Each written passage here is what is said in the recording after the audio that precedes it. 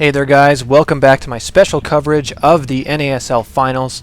This is the semifinals, Game 3 between Startail Jelizerg. He is spawning up here at the top right hand corner of Zelnaga Caverns, and he's going to be fighting TSL's Puma, who is actually now in EG at the date of this cast, which was a huge pickup for them, and it happened actually just right after this tournament, so a little bit of interesting circumstances lining up there.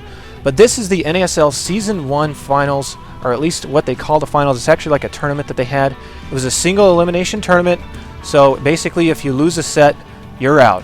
And just getting to the Finals alone is $25,000. So there is $25,000 riding on the line here in this match right now. If you actually win this tournament, you get $50,000, which is a huge prize payout. And I believe that NASL Season 3's payout to the winner is actually $100,000. So this is so exciting to see this kind of stuff happen in North America.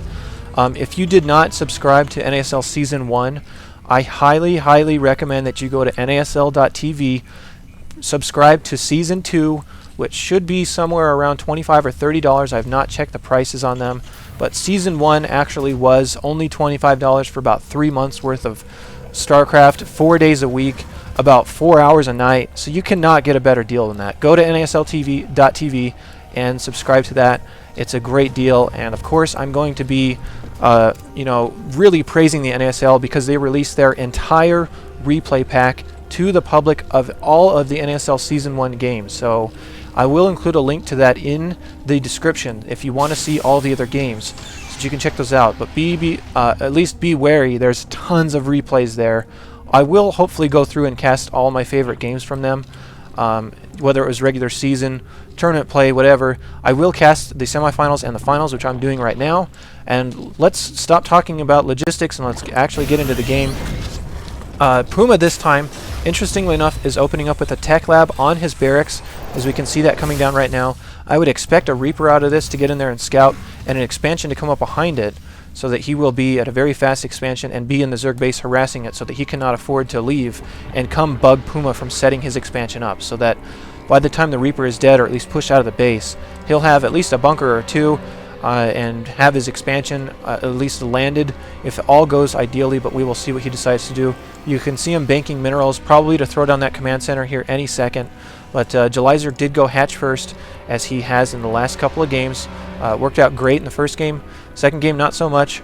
So Jelizerg is now at an even series right now, and this really is a pivotal game. I think whoever wins the third game in these best-of-5 sets really has a hard time losing the series from that point, because they're one win away from advancing, and in a tournament like this, it's such high stakes. These are such good players that I think once they smell the prize, they would be ready to just go all the way and close the deal. So this is such a pivotal game right here. It's either 25,000 bucks or severely less for getting either third or fourth place. So you definitely want to win these sets as much as you possibly can. Here's the expansion coming down. The Zergling does see the tech lab being built, or rather hanging out and waiting for the factory to be built, which can still mean Blue Flame Hellions, but I would honestly expect tanks, since tanks are really good on this map. Here comes the Reaper up into the main. The Queen is going to greet it with these huge spikes on the end of her, whatever they are, arms, I guess.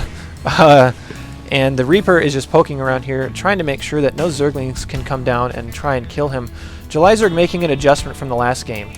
He was going for a Roach Warren, and Jelizerg got really pummeled by Puma's Hellions in the last game. So if Puma decides to go for Hellions, which we can actually see on the production tab, the Blue Flame upgrade is coming down.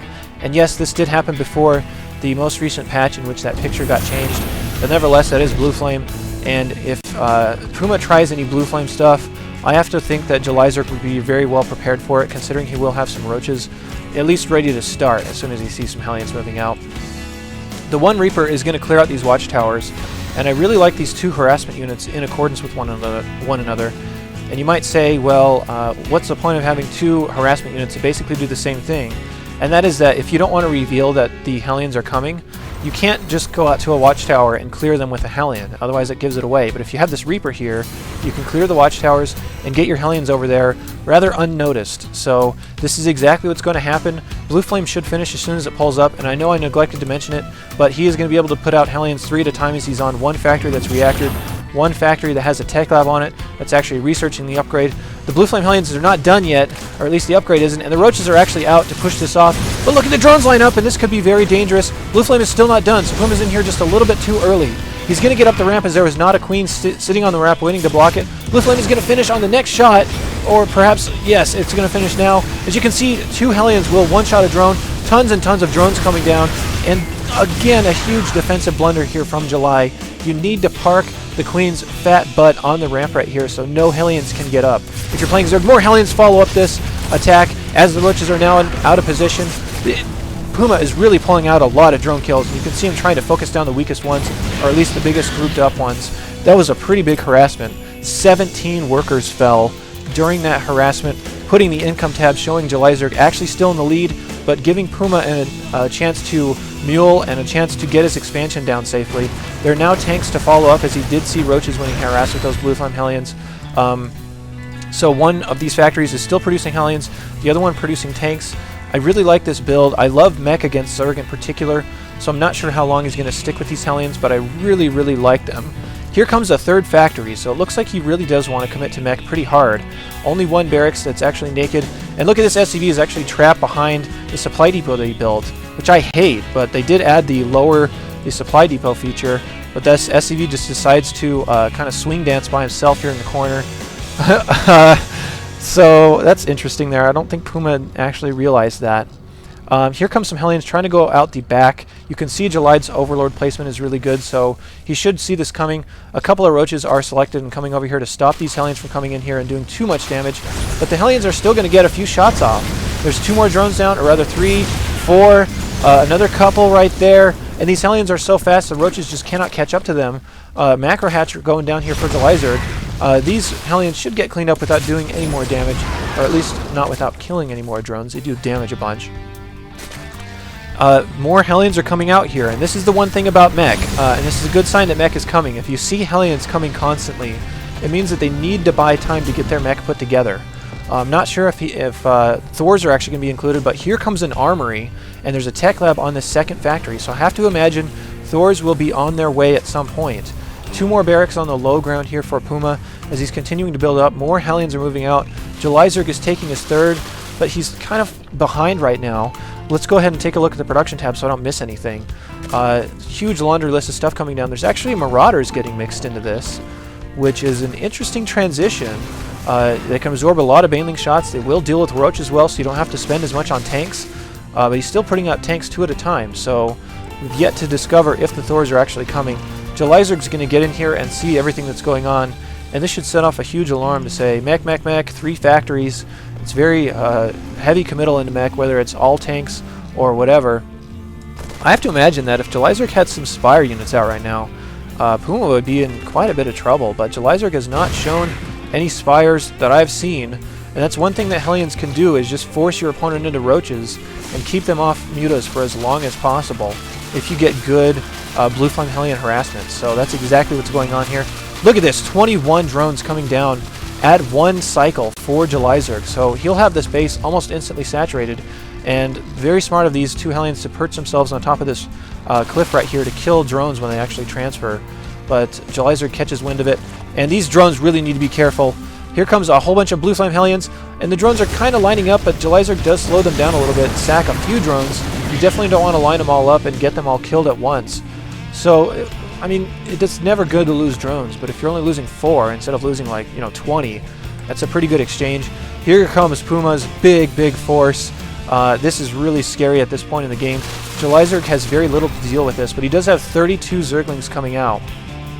So it's really going to depend on if his Zerglings and Banelings can get in there far enough to deal with what he needs to deal with, to give time for his Roaches to actually get their damage off without just dying to tanks.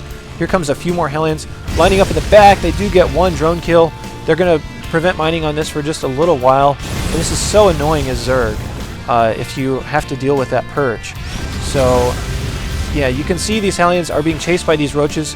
Jelizerg is committing way too many roaches to try and chase these down. Now all the drones are exposed, and Jelizerg has to try and separate all of his drones rather than being able to just kill them with roaches if he had separated his army between two different groups.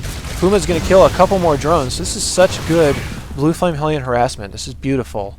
Really keeping the Zerg's economy down as much as possible.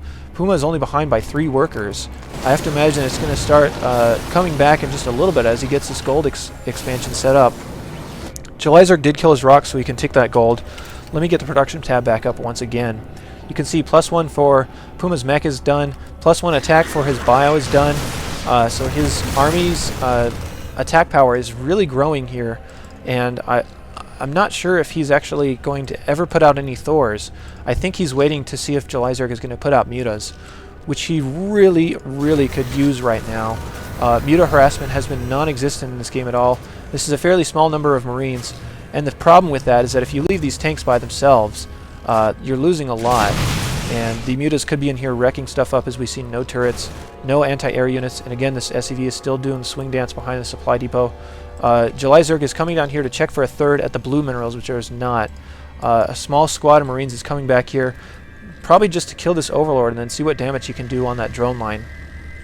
But if he kills that, it'll take July a little while to reposition his Overlord, and some Hellions can hang out there. I'm not sure if he actually caught wind of those Marines going over there, so he could be searching around for that, or perhaps just searching around for hidden bases from Puma. Look at all these Banelings. This is tons of Banelings. If he actually got Baneling dropping, so that he could assure that the Banelings would actually blow up on stuff instead of running into the siege take line, that would actually be really helpful. But again, this is very, very important time in the game here. These Marines did indeed come down here and kill this Overlord. As you can see, Puma trying to separate a squad of Marines so that the rest of the Marines could run away, but they're all dead. As you can see them turning into basically nothing as they get completely dissolved. Marines coming up here to deny creep tumors, so you can see that Puma is doing very well by keeping Jelizerg under control. Nevertheless, Jelizerg is maxed. This is a ton of Banelings. This could basically erase this planetary fortress, almost this entire force, if you got good Baneling hits off. The tank siege, the Banelings cannot roll in there all grouped up like this, but he's just going to go for it anyway. He rolls in as fast as he possibly can. Marines are retreating. Huge Baneling hits go off, and he does take out a bunch of tanks, but he just doesn't have enough to push this force down. So I don't think that was a great engagement considering all these tanks were sieged. There's tons of tanks, and Jelizerg just quits after that. So Puma takes game 3, putting him up 2-1, and Jelizerg really ran into a meat grinder there at the end of the game. I did not like that choice at all to stick with those roaches and Banelings. If he had gone Muta Baneling, that would have been really, really good. He could have flanked his Mutas in here from the side as the Marines were up in front and taken out a bunch of tanks before he even lost any Banelings. But he just decided to go for a big, like, drunken guy throwing himself at a brick wall in order to try to knock it down, as opposed to trying and chiseling it apart with this Roach Baneling power strategy, but it got really diffused by Puma's tanks. Great positioning on there. Good Marine micro. He did lose some Marines, but he just ran them away as hard as he possibly could to kill those Banelings before too much damage was dealt. So good game there by Puma. Hopefully Jelizerg can bring it back and force a Game 5 in what has been a very entertaining series so far. I'll be right back for Game 4. We'll see what happens, whether it's 2-2 or whether Puma moves on to the finals. Stay tuned. I'll see you in just a moment.